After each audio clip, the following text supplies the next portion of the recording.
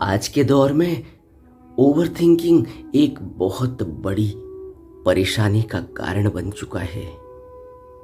Overthinking ऐसा नहीं है कि कोई ऐसी वस्तु आपके अंदर रखी हुई है जो आपको बार बार सोचने को मजबूर कर रही है।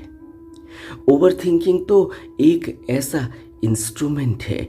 ओवरथिंकिंग तो मन से पैदा होती और मन एक ऐसा इंस्ट्रूमेंट है मनुष्य के अंदर जो उसको उसकी जिंदगी को चलायमान करने के लिए, उसको कार्यकलाप करने के लिए उसको वरदान स्वरूप मिला हुआ है।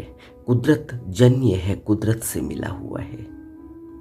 लेकिन हमने इस मन की फैकल्टी का, इस मन रूप के इस इंस्ट्रूमेंट का किस तरह से इस्तेमाल करना है, इसका ज्ञान अगर हमें नहीं हुआ तो फिर हम मुश्किल में पड़ जाने वाले हैं। और यह मुश्किल हर व्यक्ति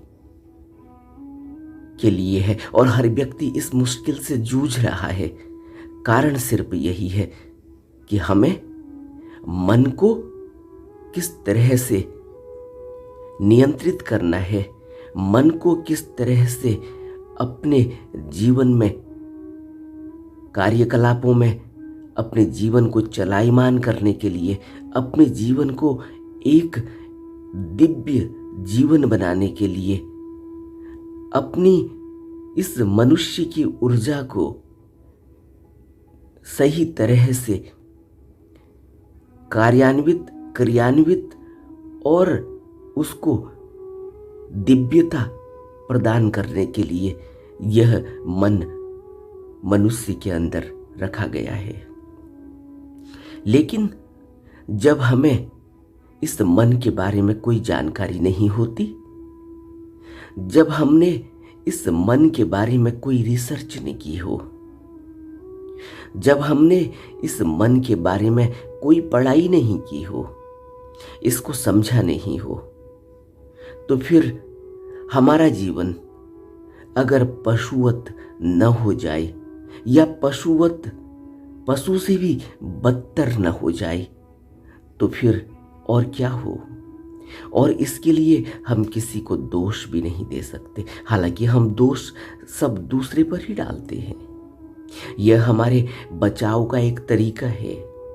लेकिन हकीकत यह है कि हमारी जिंदगी अगर आज इस मन के कारण ओवरथिंकिंग में चली गई है, डिप्रेशन में चली गई है, स्ट्रेस में चली गई है, एंग्जाइटी में चली गई है और नेगेटिविटी में चली गई है, हमारे अंदर कोई भी विचार पॉजिटिव नहीं होते, तो उसका कारण हम स्वयं हैं। क्यों?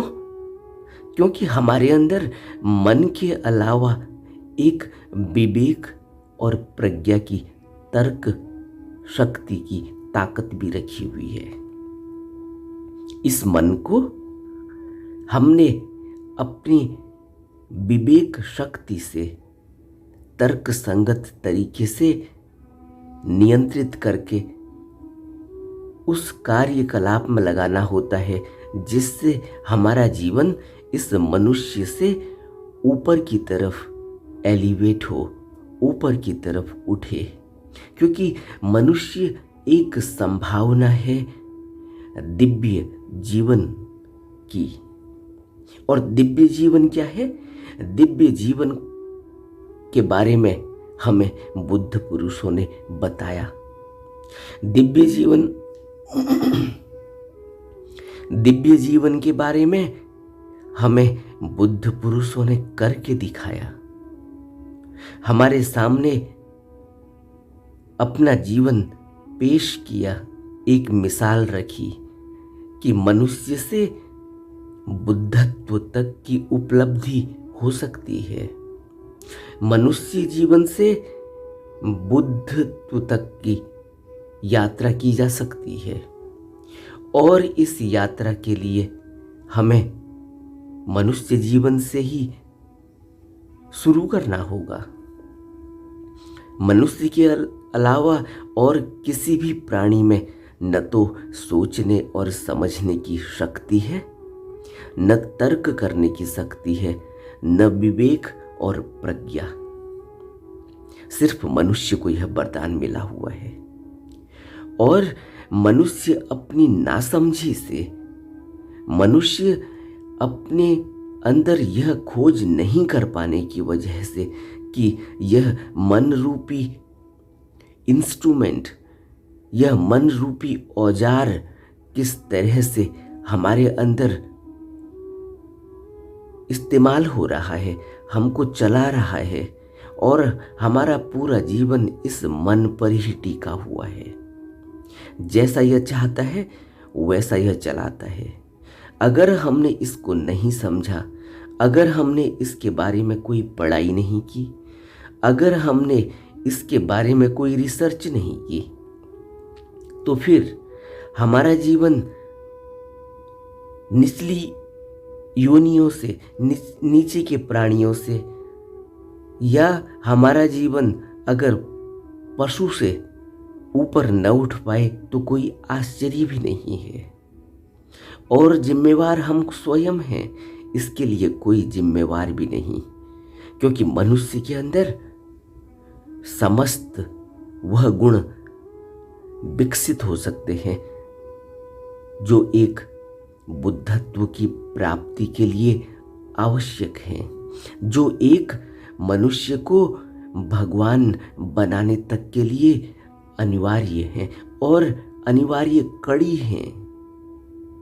हम कैसे उन कड़ियों को जोड़ें, हम कैसे अपना रास्ता ऐसे तैयार करें कि हम इस मनुष्य जीवन से ऊपर उठ सकें, न कि नीचे गिरकर पशु की योनि में चले जाएं। अब कैसे हम मनुष्य जीवन से ऊपर उठेंगे? अगर हम नहीं समझ पाए, अगर हमने मन के बारे में रिसर्च नहीं की, अगर हमने अपनी खोज नहीं की, अपनी तरफ नहीं देखा और बाहर की तरफ देखा, तो फिर मन का स्वभाव है कि वह जैसा देखता है वैसा करता है।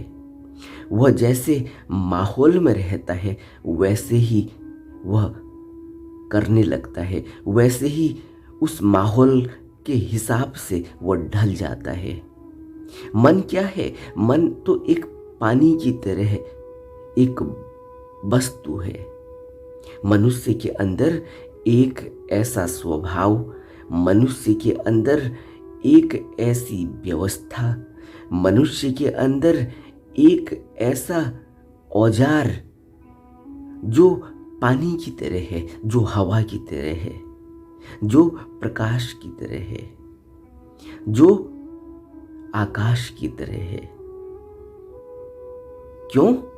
क्योंकि जिस तरह से भी यह इसको माहौल मिलता है, जिस तरह से इसको स्वभाव मिलता है, जिस तरह से भी इसको कल्पनाएं मिलती हैं, सोच मिलती है, यह उसी तरह से ढल जाता है। आपने देखा ना, आप पानी को एक वस्तु से निकालकर दूसरे वस्तु में रख दें तो वह दूसरे वस्तु का आकार ले लेता है। आपने देखा? आप एक बोतल में पानी रख दीजिए, वो बोतल का आकार ले लेता है और हमें दिखाई देता है। ऐसा भी नहीं है कि हमें इसको समझने में कोई तर्क लगाना होगा। इसी तरह से हवा भी अपना आकार ले लेती है। आपने देखा ना, आप एक गुब्बारा पकड़ें और उसमें अपने मुंह से हवा भरें तो आप देखेंगे कि वह एक आकार लेने लगता है, फुटबॉल की तरह, बॉल की तरह आकार लेने लगता है, या जिस भी आकार में हम उसको भर रहे हैं वैसा आकार लेने लगता है। और इसके लिए भी हमें कोई तर्क लगाने की जरूरत नहीं है, हम यह रोज देखते हैं। इसी तरह से प्रकाश, आपने देखा ना, एक बल्ब, जिस भी तरह से आप उस बल्ब को डिजाइन करें उसी तरह से आप उसी आकार में आप प्रकाश को देखते हैं। इसके लिए भी कोई तर्क लगाने की जरूरत नहीं है। और इसी तरह से इस मन को हम जिस भी आकार में चाहें उस आकार में ढाल सकते हैं। अब आप सोचो, आप अपने इस मन को किस आकार में ढालना चाहते हैं। अगर आप इसको बुद्धों की संगति में ढालना चाहते हैं, बुद्धों के उपदेश को सुनकर बुद्धत्व प्राप्ति की ओर लगाना चाहते हैं, बुद्धत्व की ओर ढालना चाहते हैं, तो यह वहां ढल जाएगा।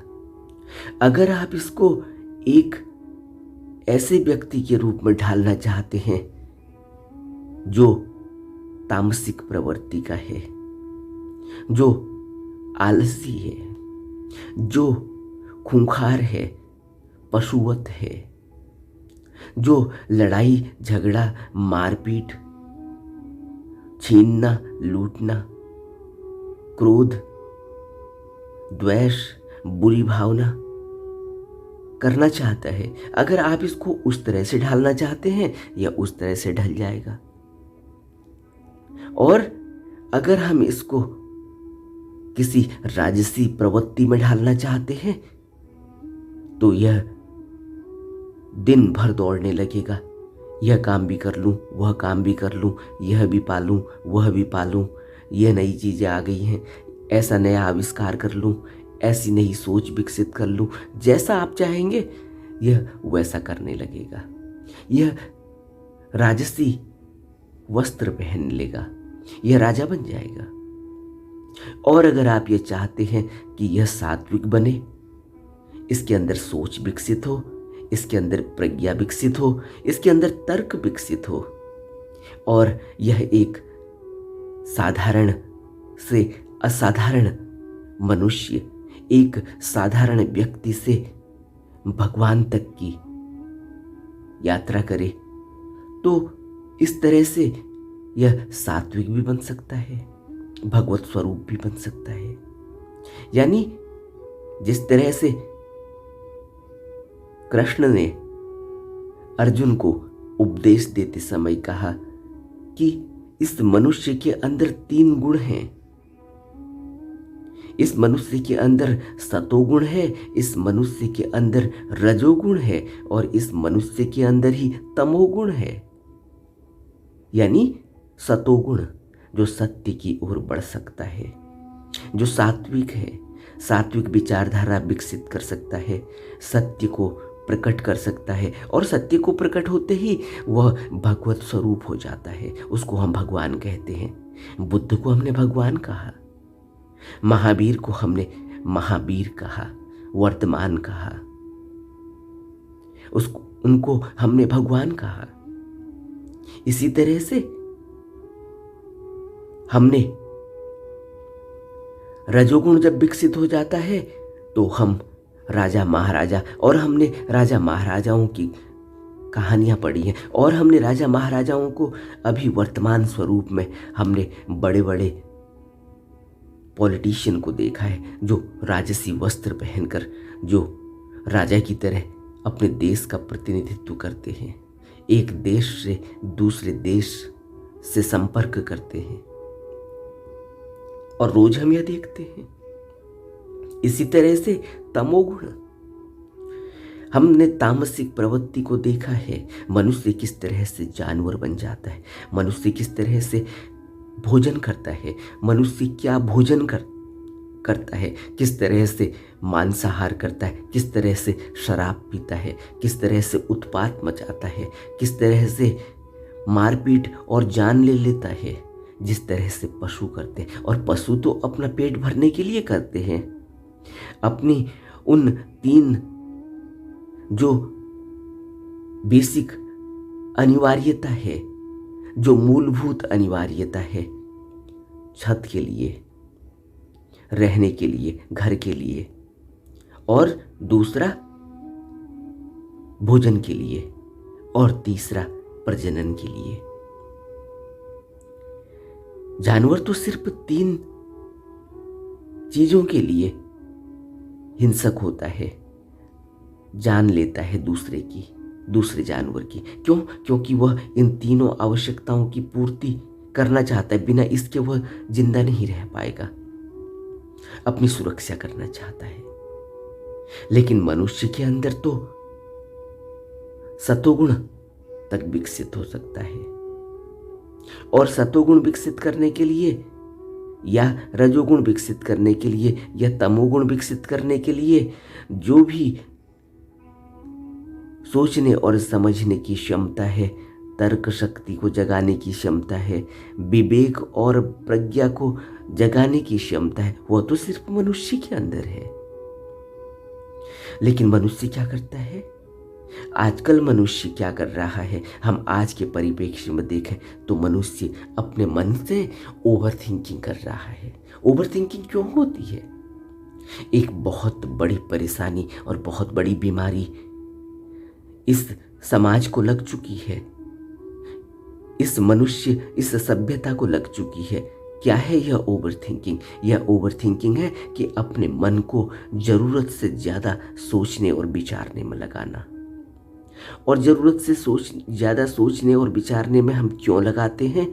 क्योंकि हम हर उस वस्तु को पा लेना चाहते हैं जो इसको भा रही है, और हर उस वस्तु से, हर उस व्यक्ति से और हर उस स्थिति से अपने आप को दूर कर लेना चाहते हैं जो इसको नहीं भा रही है, जो इसको परेशानी का कारण दिख रही है।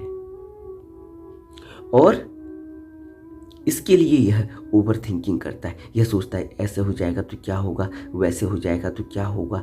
एक विचार से दूसरा विचार जुड़ा हुआ रहता है, और एक विचार जब उठता है तो उस विचार के साथ साथ अनंत विचारों को पैदा करने की क्षमता होती है। इसीलिए तो विचार ऊर्जा है, और ऊर्जा से यह संपूर्ण जगत चलता है।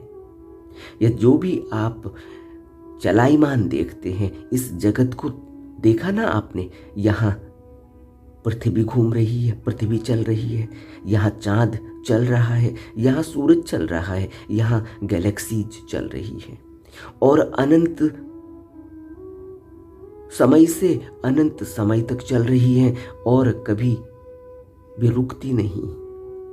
इसको हम नंगी आंखों से न देख सकते हो भला, लेकिन हम अपने तर्क से इसको महसूस करते हैं। पृथ्वी और सूरज के बीच में चंद्रमा आ जाता है घूमते घूमते। हमने अनुभव किया है क्या होता है। और पृथ्वी और चंद्रमा के बीच में सूर्य आ जाता है घूमते घूमते, तब क्या होता है? चंद्र और सूर्य के बीच में पृथ्वी आ जाती है घूमते घूमते, तब क्या होता है?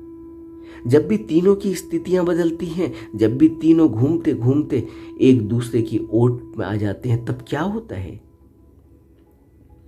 उसी तरह से, जिस तरह से वो घूम रही हैं, उसी तरह से उनके अंदर ऊर्जा पैदा हो रही है, और इस ऊर्जा के अलग अलग फील्ड हैं। किस तरह से यह ऊर्जा मनुष्य को प्रभावित कर रही है, किस तरह से ये ऊर्जा हर जीव जंतु को प्रभावित कर रही है, क्या हमने इसको महसूस नहीं किया? हम न जानते हो भला? बिना वैज्ञानिक आविष्कार के, बिना वैज्ञानिक पढ़ाई के हम इसको न जानते हो भला, लेकिन हम इसको क्या महसूस नहीं करते? लेकिन हम अपनी पूरी ऊर्जा को, अपने पूरे मन को ओवर थिंकिंग में कि ये हो जाएगा तो ये हो जाएगा, ये हो जाएगा तो ये हो जाएगा, अनंत संभावनाओं को विकसित कर रहे हैं। और अनंत संभावनाओं को विकसित करके हम उन पर एक्शन भी नहीं ले रहे हैं। हम क्या कर रहे हैं? हम सोचते जाते हैं। एक विचार उठता है, एक विचार से दूसरा, दूसरे से तीसरा, और इस तरह से एक स्थिति ऐसी होती है कि हमारा नियंत्रण हमारे मन पर नहीं रहता। और जब हमारा नियंत्रण हटने लगता है, तब क्या होता है? तब उसका प्रभाव शरीर पर पड़ने लगता है। क्यों? क्योंकि मन की जो ऊर्जा है उससे यह पूरा शरीर चल रहा है, और जैसे ही शरीर पर प्रभाव पड़ने लगते हैं, जैसे ही मन अनियंत्रित होने लगता है, उसी तरह से शरीर के तंतु अनियंत्रित होने लगते हैं। शरीर के न्यूरॉन्स अनियंत्रित होने लगते हैं, शरीर की गतिविधियां अनियंत्रित होने लगती हैं, शरीर के ऑर्गन्स, शरीर के अंगों पर प्रभाव पड़ने लगता है और सब अनियंत्रित हो जाता है, सब अस्त व्यस्त हो जाता है और सब एक कैओस हो जाता है। इस अस्त व्यस्तता में हम बीमारियों से घिर जाते हैं, हम परेशानी में पड़ जाते हैं, हमारे अंदर अब कोई डिसीजन लेने की कोई क्षमता नहीं रहती। क्यों नहीं रहती क्षमता? क्यों? क्योंकि अब हम एक जगह रुके ही नहीं हैं। जब तक विचारों में गैप न हो, जब तक एक विचार और दूसरे विचार के बीच में गैप, उनमें ठहराव न हो, उस बीच के ठहराव में ही हम उस विचार पर विचार करते हैं, उस विचार को या तो छोड़ देते हैं या उस पर डिसीजन लेकर कदम बढ़ाते हैं, उसको कार्यान्वित करते हैं। आप समझ रहे हैं मेरी बात? एक विचार उठा, जब तक दूसरा विचार नहीं उठा तब तक हमने उस विचार के बारे में सोचा, उसको क्रियान्वित करने के बारे में सोचा और हमने उस पर डिसीजन लिया और उसको हमने क्रियान्वित कर दिया। अगर हमने उसको क्रियान्वित नहीं करना है, उस पर कोई डिसीजन नहीं लेना है, तो हमने उसको कट कर दिया, छोड़ दिया। फिर हमने दूसरा विचार उठाया, दूसरे विचार को देखा। तो एक विचार और दूसरे विचार के बीच में जो तर्क करने की क्षमता है, जो उस विचार को पकड़कर देखने की क्षमता है, जिस तरह से आपने देखा ना, आप किसी वस्तु को खरीदने जाते हैं रोड में, तो आप क्या करते हैं? उस दुकान में बाहर खड़े होकर आप जिस वस्तु को खरीदने के लिए गए हुए हैं, उस वस्तु को आप पकड़ते हैं, उस वस्तु को आप देखते हैं, ध्यान से देखते हैं। वह आपकी ज़रूरत को पूरा करने के लिए उसमें पूरी क्षमता है या नहीं है, वो जैसे आपने सोचा है, जो सोच आपने उठाई थी उसके अनुरूप है या नहीं है, आप पूरा विचार करते हैं। उसी विचार को आप क्रियान्वित करने के लिए उसको अब तर्क संगत तरीके से उस पर पूरा अपना ध्यान दे रहे हैं। आपने उस तस्वीर को उठाया या उस वस्तु को उठाया, उसको पलटा, देखा, उसको सूंघा, उसको आपने महसूस किया, स्पर्श किया। यह सब काम आप क्यों कर रहे हैं? यह सब काम आप कर रहे हैं क्योंकि वह आपके जो विचार उठा था उस विचार के अनुरूप है या नहीं है, उसमें अब आप अपने तर्क को, अपनी प्रज्ञा को, अपने विवेक को झोंक रहे हैं। उससे आपको कोई डिसीजन लेने की क्षमता जगेगी। अब तक दूसरा विचार नहीं उठा। आप समझ रहे हैं मेरी बात? इतना ठहराव एक विचार और दूसरे विचार के बीच में होना चाहिए कि आप उसको या तो पहले ही छोड़ दें कि नहीं, ये विचार मेरे काम का नहीं, मुझे चांद में नहीं जाना, मैं नहीं जा सकता। एक विचार उठा कि तुम भी चांद में चले जाओ, फिर डिसीजन आया कि नहीं, तुम यह नहीं कर सकते क्योंकि तुम अभी उस लायक नहीं हो, तुम साइंटिस्ट नहीं हो, तुम घर में बैठे हुए हो, तुम किसी और काम करने के लिए बने हुए हो, तुम्हारा उस बात को कंप्लीट करने का, उस विचार को कंप्लीट करने का तुम्हारा कोई बस नहीं, तुमने काट दिया उस विचार को, बात खत्म हो गई, तुमने अब दूसरा विचार देखा। लेकिन यह विचारों के बीच में जो गैप है, यही तुम हो, यही तुम्हारा विवेक है, यही तुम्हारी प्रज्ञा है और यही तुम्हारी तर्क करने की क्षमता है। लेकिन जब इन विचारों के बीच में गैप खत्म हो जाता है, एक विचार से दूसरा विचार, निर्णय करने की क्षमता ही नहीं रही, निर्णय करने के लिए वक्त ही नहीं मिलता, तब मनुष्य समझो कि बीमार होने लगा है, ओवर थिंकिंग में चले गया, डिप्रेशन में चला गया है। अब वो डिसीजन नहीं ले पाता। यह एक बहुत भयावह स्थिति है, इसको समझना होगा। और आज के दौर में अपने आप को अच्छी तरह से समझो, मन को समझो। जो मैं कह रहा हूँ, जो मैं बता रहा हूँ, इस बात पर विचार करो कि एक विचार और दूसरे विचार के बीच में एक गैप लाओ।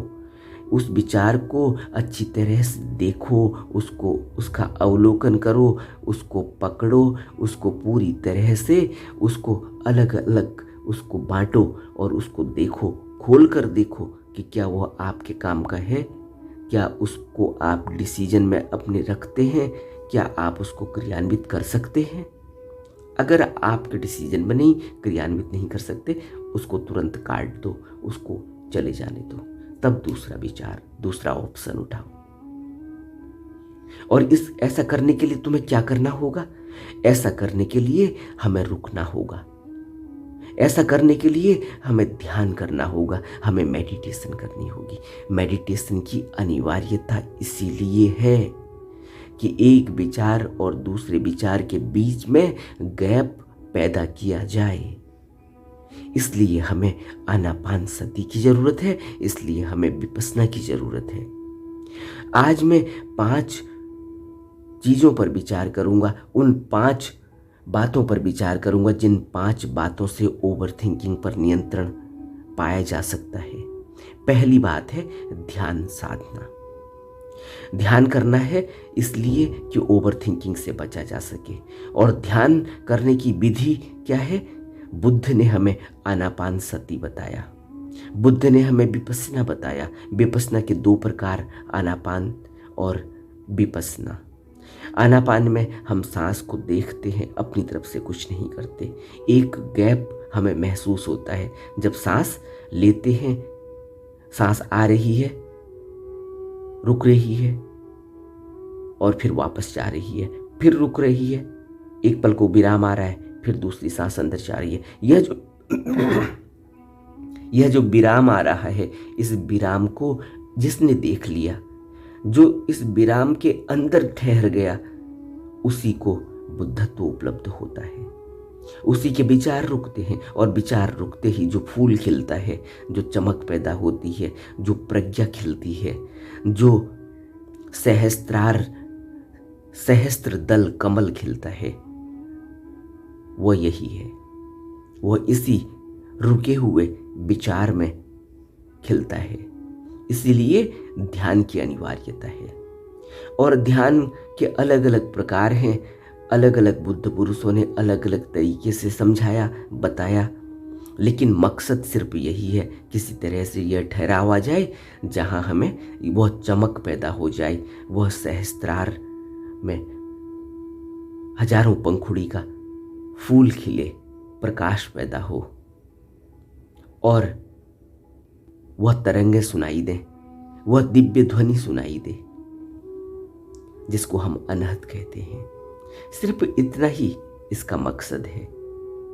और अलग अलग ध्यान विधियों से किसी भी बुद्ध पुरुष ने कोई भी विधि बताई हो, वह उसका मकसद इस पॉइंट पर आना ही है। इस पॉइंट पर आकर सारी अलग अलग विधियां, सारी अनेकता एकता में, सारा द्वैत अद्वैत में समा जाता है। सारा जो 2 दिखाई दे रहा है वह 2 एक में बदल जाता है। और यहीं से शुरुआत होती है आध्यात्म की। तो हमें सबसे पहला काम ओवर थिंकिंग से बचने के लिए ध्यान करना है, ठहराव के लिए। दूसरा, हमें किताबें पढ़नी चाहिए। किताबें पढ़ने से क्या होता है? किताबें पढ़ने से हमारे अंदर एक ठहराव आता है।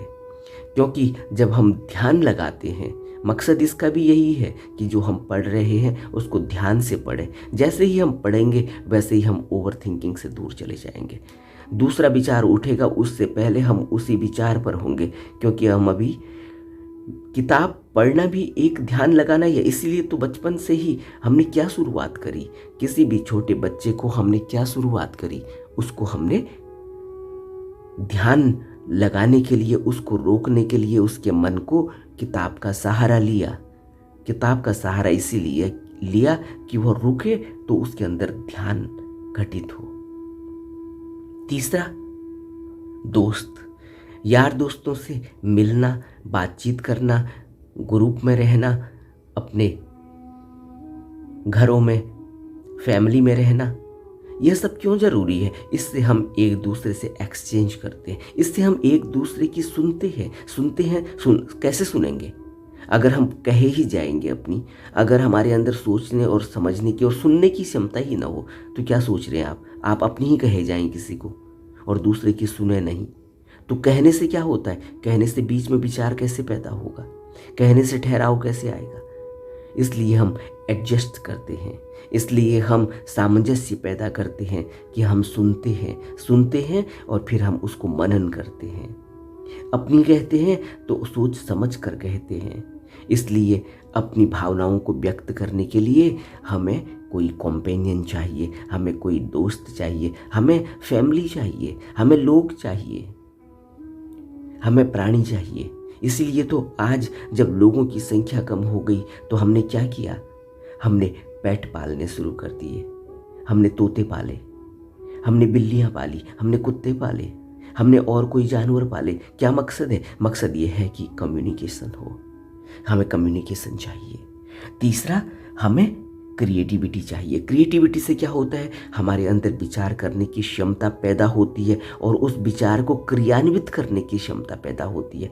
खाली विचार करने की क्षमता नहीं, विचार करने से ही तो ओवर थिंकिंग हो रही है। क्यों? क्योंकि हम उसको क्रियान्वित नहीं कर रहे। क्रियान्वित करना क्या होता है? जब भी कोई सोच उठे, कोई विचार उठे, उसको लिखना शुरू करो।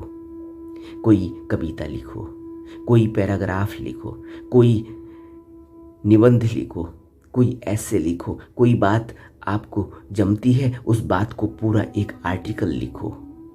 इसके अलावा पेंटिंग करो, इसके अलावा कुछ गुनगुनाओ, कुछ अपना क्रिएट करो। कोई अपना सॉन्ग क्रिएट करो, कोई अपनी पेंटिंग क्रिएट करो, कहीं रंग भरो।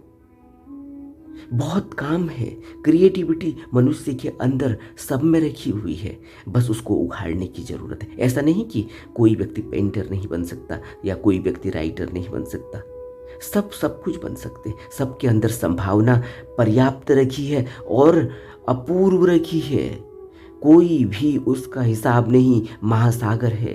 क्योंकि मन तो वहाँ से जुड़ा हुआ है। जब मन प्रज्ञा से जुड़ता है, जब मन विवेक से जुड़ता है, तब पता चलता है कि यह मन, इसी मन को बुद्ध ने कहा कि जब यह चेतनता को पकड़ लेता है, जब यह चेतन हो जाता है, तब हमें पता चलता है कि यही मन हमें उधरगामी करता है। यही मन हमें ऊपर ले जाता है और हमें दिव्य लोक तक पहुंचाता है। हमें मनुष्य से परमात्मा, मनुष्य से भगवान बनाता है, मनुष्य से उस ऊर्जा में एकाकार कर देता है जो तत्व है, जिसको बुद्ध ने कहा तत्व ज्ञान।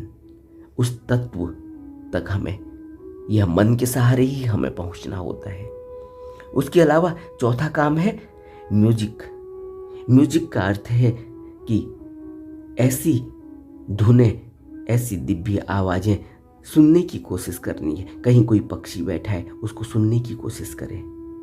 कोई व्यक्ति से बातचीत हो रही है, उसको सुनने की कोशिश करें। कहीं रास्ते पर चल रहे हैं तो जो भी रास्ते आसपास में घट रहा है उसको सुनने की कोशिश करें। और सुनने का अर्थ यह नहीं कि उसमें अपना दिमाग लगा दें कि यह कौवा बोल रहा है, यह कोयल बोल रही है, यह मैना बोल रही है। यह हमने दिमाग नहीं लगाना, हमने सिर्फ सुनना है। कहाँ से आवाज़ आई, बस, फिर दूसरी कौन सी आवाज़ आई, कितनी आवाज़ें चल रही हैं। सिर्फ सुनने पर अपना ध्यान लगाओ और जैसे ही ध्यान लगने लगेगा आप देखेंगे यहाँ से विचारों का तारतम्य टूटने लगा। यहाँ से शुरुआत कहाँ से होती है? शुरुआत होती है म्यूजिक सुनने से। क्योंकि हम वैसे सुन ही नहीं पाते। हमें लगता है कि हम ध्यान लगाएंगे किसी म्यूजिक पर जो हमें पसंद है तो हम, उससे क्या होता है, उससे हमें ध्यान लगाने की एक आदत पैदा होगी। क्योंकि वो हमारे, जिस म्यूजिक को हम सुनना चाहते हैं, जिस गाने को हम सुनना चाहते हैं, जिस कविता को हम सुनना चाहते हैं, वो वैसा ही म्यूजिक है। तो हम उस पर ध्यान लगाते हैं तो थोड़ी देर हमारे ये विचारों का जो तारतम्य है, जो विचारों की एक फ्रीक्वेंसी है, जो इसका एक फ्लो है, वो टूटता है। इसलिए म्यूजिक। लेकिन हम क्या करते हैं, हम वहाँ ध्यान लगाने के बजाय फिर विचारों में आ जाते हैं। उधर म्यूजिक चल रहा होता है लेकिन हमें को पता ही नहीं चलता, हम सुन ही नहीं पाते। कानों में लगे हुए हैं आजकल, तो कानों में ईयरबड लगा हुआ है लेकिन हमारे अंदर सुनाई नहीं पड़ता कि क्या है, हम फिर भी विचारों में हैं। सोचो हमारी क्या गति हो चुकी है। तो म्यूजिक का अर्थ है कुछ ऐसा सुनना कि सुनने से हमारे जो विचार चल रहे हैं वहाँ एक ब्रेक लगे, वहाँ एक ठहराव आए, वह विचार टूटे, उनका तारतम्य टूटे। और पांचवा काम है इंडिपेंडेंसी। इंडिपेंडेंसी का अर्थ यह है कि इंडिपेंडेंट हो। डिपेंडेंसी जब आती है तो फिर हम दूसरे के बारे में सोचते हैं। जब हम इंडिपेंडेंट होते हैं, अपना काम स्वयं करते हैं, कुछ लिख रहे हैं, तो जो भी हमारे अंदर उठ रहा है उसको लिख रहे हैं, इंडिपेंडेंट लिख रहे हैं, किसी का नकल नहीं कर रहे। क्योंकि हमारे अंदर खुद ही अपार क्षमता है। उस अपार क्षमता से हमें अपने आप को जागृत करना है। तो इंडिपेंडेंट बने। इंडिपेंडेंट बनने का अर्थ है कि कहीं अकेले में निकलें, घर से बाहर निकलें और फिर उसके बाद अपनी आँखों से, अपने सोच से, अपने कानों से, अपने नाक से, अपनी इन इंद्रियों से, कहने का अर्थ है अपनी इन इंद्रियों से महसूस करने की कोशिश करें इंडिपेंडेंटली। किसी पर ऐसा नहीं कि किसी के कहे पर, किसी के सुने पर विश्वास कर लें। अपनी आंखों से देखें, उसको महसूस करें, अच्छे से महसूस करें। इंडिपेंडेंसी होनी चाहिए। किसी ने कह दिया कि यह मूंगफली बहुत अच्छी है, किसी ने कह दिया कि यह चॉकलेट बहुत अच्छी है और आपने खानी शुरू कर दी। ये मनुष्य की प्रवृत्ति नहीं है, यह तो जानवर की प्रवृत्ति है। पशु को देखते हैं ना आप, पशु भी ऐसा नहीं करता। जानवर की प्रवृत्ति कहना भी ठीक नहीं। वो भी पहले सूंघता है, वो भी पहले ये देखता है कि ये मेरे खाने वाली वस्तु है या नहीं, फिर उस तरफ को कदम बढ़ाता है। और मनुष्य आंख बंद करके जिसने जैसा कह दिया उसको अपने अंदर बैठा रहा है, फिर कहता है, फिर सोच रहा है, फिर ओवर थिंकिंग कर रहा है, मेरे से क्यों कह दिया, मेरी क्या गलती, मेरा ये, मेरा वो। हम मनुष्य हैं या पशु हैं? तो थोड़ा इंडिपेंडेंसी लाओ अपने अंदर। कोई भी कुछ कहता है तो कम से कम उसके तो कहना ठीक है, आपके कानों में पड़ गई बात, आपने सुन ली, उसका कहना भी ठीक। कई बार क्या है कि आप घर में कोई बड़ा सदस्य है, आपने सुन ली उसकी बात, वो उतना ही तो कहेगा जो उसकी, जितनी उसकी क्षमता है, जितना वो सोच सकता है, वो उतना ही कहेगा जितना वो, जिस बोझ के नीचे वो दबा हुआ है वही बोझ तो तुम्हारे ऊपर डालेगा, अगर तुम उससे डिपेंडेंट हो। और अगर तुम इंडिपेंडेंट हो तो, अगर तुम माँ बाप हो, अगर तुम नौकरी चाकरी करते हो, तुम्हारे बाल बच्चे हैं, तो तुम तो इंडिपेंडेंट अपने को मान रहे हो, तो फिर जो डिपेंडेंट होता है उस पर हम थोपते हैं। तो मेरा अर्थ यहाँ पर ये वाला इंडिपेंडेंट नहीं है। मेरा अर्थ यहाँ इंडिपेंडेंसी का है कि तुम्हारे अंदर जो विचार उठते हैं, तुम जो सोच दूसरे से ले रहे हो, तुम जो कानों में किसी की बातों को सुन रहे हो, जो तुम आंखों से देख रहे हो, उस पर एक बार को विचार करो इंडिपेंडेंटली। विचार तुम्हारा होना चाहिए। तुमने देखा आंखों से, ठीक है, वो वस्तु किसी और ने क्रिएट करी है,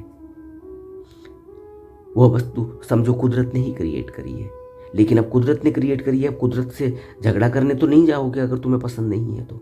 उस पर विचार करो कि कुदरत ने ये क्यों बनाई। फिर इंडिपेंडेंट सोच आनी चाहिए। इंडिपेंडेंट सोच आएगी, जगेगी, उसमें एक सोचने की क्षमता पैदा होगी, तो उससे तुम्हारी एक इंडिपेंडेंट विचार निकलेगा, तुम्हारा एक इंडिपेंडेंट भाव निकलेगा। उससे तुम्हारे अंदर इंडिपेंडेंसी पैदा होगी कि तुम अपनी दृष्टि से देखते हो, और हमेशा ही सकारात्मक दृष्टि से देखना चाहिए। नकारात्मक दृष्टि से देखेंगे तो वही वस्तु जो दूसरे को सकारात्मक दिखाई दे रही है, अगर हमें वो नकारात्मक दिखाई देने लगी तो हम दुखी रहेंगे, और जो व्यक्ति सकारात्मक तरीके से देख रहा है उसी वस्तु को, वह सुखी होगा। इसलिए सकारात्मक और नकारात्मकता पे भी ध्यान देना चाहिए। सकारात्मक दृष्टि से इंडिपेंडेंट तरीके से देखना चाहिए। उसको दो तराजू लेकर तोलना चाहिए, अपने तराजू पर तोलना चाहिए। दूसरे के तराजू से तोलकर उसको स्वीकार करने से अच्छा है अपने तराजू पर पहले तोलो, और इस तराजू पर तोलने के लिए अपने अंदर विवेक और प्रज्ञा को जगाओ। यह हर कोई जगा सकता है, इसके लिए हमारे अंदर पूरी संभावनाएं हैं, और छोटे से छोटे बच्चे के अंदर भी वो संभावना है, तभी तो उस बच्चे को हम ट्रेनिंग देते हैं। और हम तो अब ओवर थिंकिंग में लग गए। एक बच्चा तो ओवर थिंकिंग में नहीं लगता, वो तो अपने आनंद में है, थोड़ी देर सोचा, फिर उसके बाद भूल गया, फिर उसके बाद क्या हुआ उसे कुछ पता नहीं। लेकिन हम ओवर थिंकिंग करते, तो हम तो बच्चे से भी गए गुजरे हो गए। लेकिन हमने तो बच्चे को जो ट्रेनिंग दी जा रही है, जो पढ़ाई करवाई जा रही है, जो उसको सोच विचार करवाया जा रहा है, जो उसके अंदर डाला जा रहा है, स्कूल में डाला जा रहा है, उसको स्पोर्ट्स में डाला जा रहा है, उसको और कोई वह घर में सीखता है, वो ट्यूटर से सीख रहा है, वो अपने टीचरों से सीख रहा है, वह समाज से सीख रहा है। हम तो उनसे भी गए गुजरे हो गए। फिर हमने सब कुछ सीख लिया और आज हम ओवर थिंकिंग में चले गए। अब हमारे अंदर से विचार ही नहीं हट रहे, तो हमारी स्थिति क्या हुई? हमने कुछ भी नहीं सीखा इसका मतलब पूरी ज़िंदगी में। और हमारा दावा है कि हम वैज्ञानिक हैं, हमारा दावा है कि हम प्रोफेसर हैं, हमारा दावा है कि हम बहुत बड़े टेक्निकली एक्सपर्ट हैं, और स्थिति हमारी ओवर थिंकिंग की है, हमें दवा लेनी पड़ रही है। तो हमने क्या सीखा? अपने ऊपर विचार करें, थोड़ा इंडिपेंडेंट बने, अपनी सोच अपने से पैदा करें। ऐसा नहीं कि किसी ने कह दिया उसको बुन रहे हैं, उसको सोचे जा रहे हैं, एक्शन कुछ नहीं है, बस सोचे जा रहे हैं और सोच सोच के जो है नींद आनी बंद हो गई। फिर डोज ले रहे हैं, दवा ले रहे हैं, मनोवैज्ञानिक के पास जा रहे हैं। तो आज मैंने आपको 5 चीज़ें बताई। मैंने कहा कि ध्यान साधना पहला, हमें ध्यान साधना करनी चाहिए ओवर थिंकिंग से बचने के लिए। हमें किताबें पढ़नी चाहिए, हमें यार दोस्तों से कम्युनिकेशन करना चाहिए, एक अच्छा कम्युनिकेटर होना चाहिए, और हमें क्रिएटिविटी करनी चाहिए। हमें म्यूजिक सुनना चाहिए, और म्यूजिक का अर्थ मैंने बताया कि जो हम सुन रहे हैं जानबूझकर वो तो ठीक है, और जो हम अनजाने में सुन रहे हैं, बहुत सारी आवाज़ें चल रही हैं इस अस्तित्व में, उसको सिर्फ सुने, उसमें अपना मन को मत लगाएं। और अंतिम बात मैंने कही, इंडिपेंडेंसी। हमारी व्यक्तिगत प्रवृत्ति, व्यक्तिगत सोच, हमारा व्यक्तिगत जो तरीका है उसको निखारें, उसको जगाएं, यूनिक बने। तो इससे हम ओवर थिंकिंग से बच सकते हैं।